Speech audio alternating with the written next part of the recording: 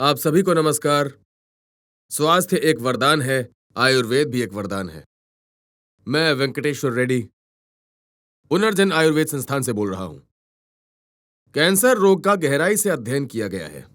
रासायनिक आयुर्वेदिक पद्धति के माध्यम से रोग के उपचार के साथ साथ रोकथाम के भी तरीकों की खोज की गई है। हमारा विचार है कि बीमारी के प्रति अगर जागरूकता हो तो बीमारी एकदम जड़ से ठीक हो सकती है। मेरा पूरा यकीन है और इसीलिए मैं यहां आप सबके सामने प्रकट हूं।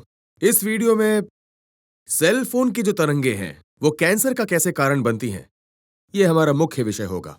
कई लोगों को इससे जुड़े बहुत से संदेह होते हैं, तो आइए अब इसके बारे में जरा विस्तार से बात कर लें। देखिए, सेलफोन तरंगों को हमेशा से ही, आप जानते ही होंगे, कैंसर का बहुत बड़ा कारण माना जाता है। इसके अलावा अभी कुछ सालों पहले सेलफोन टावर से निकलने वाले विकिरण के कारण कैंसर हुआ था, इस तरह की एक घटना हम लोगों की नजरों में आई थी। और फिर इस घटना के बाद हमने देखा कि उसके बाद अधिकारियों ने कई तरह की जांचें भी की थी।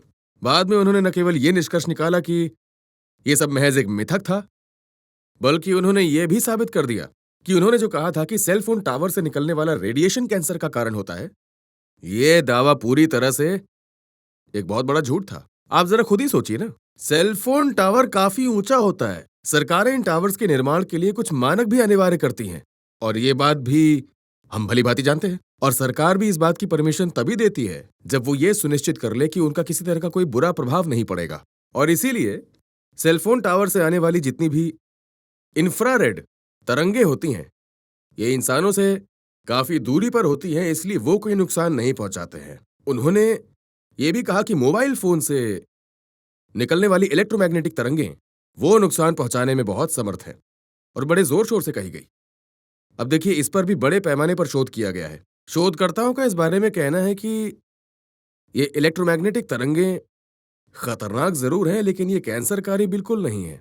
और सेल फोन से निकलने वाली विकिरण तरंगों में शरीर में जितनी भी बहुत सारी स्वस्थ कोशिकाएं मौजूद होती हैं, इन तरंगों में उन कोशिकाओं को नुकसान पहुंचाने की शक्ति नहीं है। और ये बात अभी तक दुनिया में इस चीज पे जितने भी शोध किए गए हैं, उनके माध्यम से हम भली भांति जानते हैं। लेकिन आपको बता दूं कि अन्य समस्या होने की आशंका है, जैसे कि लंबे समय तक फोन पर बात करना, फोन पर बात करते समय फोन को अपने कान से लगातार लगाए रखना, सेल फोन को आंखों के बहुत करीब रखना, उचित पाउच का उपयोग किए बिना शर्ट की और पैंट की जेब में रखना। विशेषज्ञों का सुझाव है कि ऐसा करने से अन्य स्वास्थ्य समस्याएं हो सकती हैं, तो उनका हमें ख्याल रखना चाहिए।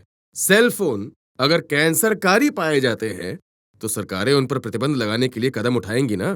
तो इसलिए सेलफोन के इस्तेमाल करने के तरीके में छोटी छोटी गलतियां अन्य स्वास्थ्य समस्याओं का कारण जरूर बन सकती हैं, लेकिन इससे कैंसर हो जाता है, इस बात का कोई प्रमाण नहीं है, यकीन मानिए। हाँ, लेकिन सेलफोन का इस्तेमाल अपनी देश की सरकार भी स्वास्थ्य संगठनों के साथ साथ सावधानी से करने की सलाह देती है। तो बेहतर यही होगा कि इस मामले में आप सचेत रहें और सावधानी बरतें। चलिए मिलते हैं।